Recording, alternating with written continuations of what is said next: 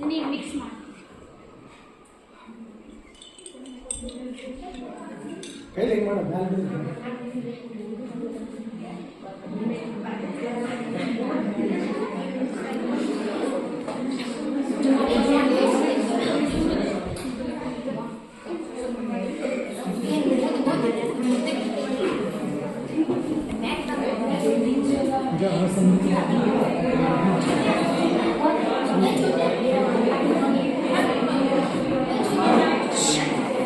ಏನದು ಇರಲಿಪ್ಪ ಏನಾರ ಅಂತ ಇಂಪಾರ್ಟೆಂಟ್ ಇಟ್ಟಿರ್ತಲ್ಲಿ ನೀವು ಮಾಡಲಿ ತಿಳ್ಕೊರಿ.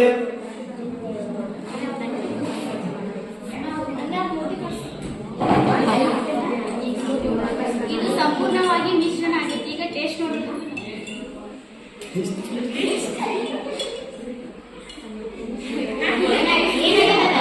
ಈಗ ನೀರಿನೊಳಗ ಅದ್ರ ಕಣಗಳೆಲ್ಲ ಸಂಪೂರ್ಣವಾಗಿ ಮಿಶ್ರಣ ಆಗೈತೆ. ಇದ ಘನ ಇದ್ದಿದ್ದ ದ್ರಾವಣ ಆಗೈತಿ. ಈಗ ಅದ ಉಪ್ಪು ಇದ್ದಿದ್ದ ನೀರಿನೊಳಗೆ ಸಂಪೂರ್ಣವಾಗಿ ಮಿಶ್ರಣ ಆಗೈತಿ. ಒಳ್ಳೆ ಅದ್ರ ಕಣಗಳು ಸಂಪೂರ್ಣವಾಗಿ ಹರಡ್ಯಾವ ನೀರೊಳಗೆ. ದ್ರಾವಕದಲ್ಲಿ ಕಣಗಳ ಸ್ಥಿರವಾಗಿರುವುದು ದ್ರಾವಕ ಮಿಶ್ರಣ ಆಗೈತಿ. ಇದ ಸಮರೂಪ ಮಿಶ್ರಣ. ಇದು ಉದಾಹರಣೆಗೂ ಇಲ್ಲಿ ಪೊಟ್ಯಾಸಿಯಂ ಪರ್ಮಾನೆಂಟ್ ನೀರೊಳಗೆ ಹಾಕಿರ ಅಸಮರೂಪ ಸಮರೂಪ ಆಗೈತಿ. ಈಗ ಸಮರೂಪ ಮಾಡಿ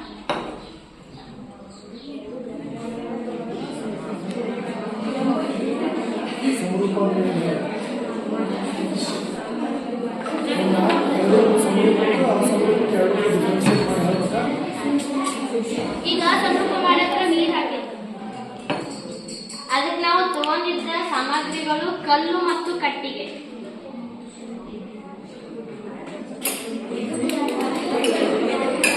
ಈಗ ನಾವೀಗ ಮಾಡಾತಿದ್ದ ಸಮರೂಪ.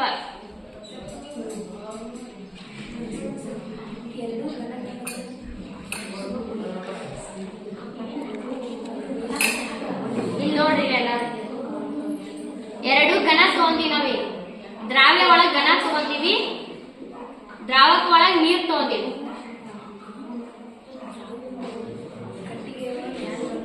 ಈ ಕಟ್ಟಿಗೆ ಅದ ತೆಲ ಕಟ್ಟೆ ಕಲ್ಲು ಮುಳುಗಿತ್ತ ಅಂದ್ರ ನೀರಿನೊಳಗ ಕಲ್ಲಿಗೆ ಮುಳುಗ್ತ. ಇದ ಅಸಮರೂಪ ಮಿಶ್ರಣ. ಮತ್ತಿದಕ್ಕ ಸುಣ್ಣದ ಪುಡಿ ಹಾಕಿ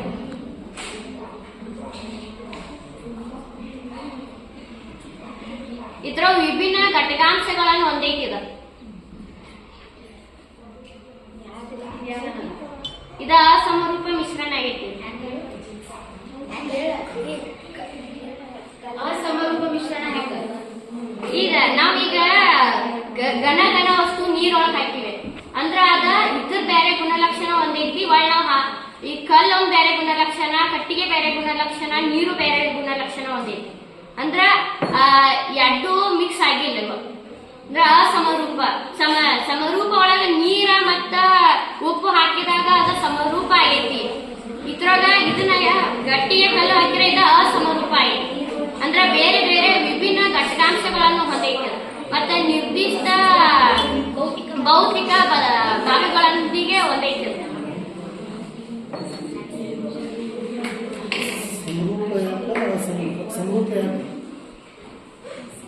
ಈಗ ಸಮರೂಪ ನೀರೊಳಗೆ ಉಪ್ಪು ಹಾಕಿರ ಅದು ಎಷ್ಟು ಬೇಕಷ್ಟು ಕರ್ಪಿಸ್ಕೊಂಡೈತಿ. ವಾಪಸ್ ಅದು ಏಕ ಸಂಯೋಜನೆ ಹೊಂದೈತಿ. ಇದ ಏಕ ಸಂಯೋಜನೆ ಹೊಂದೈತಿ.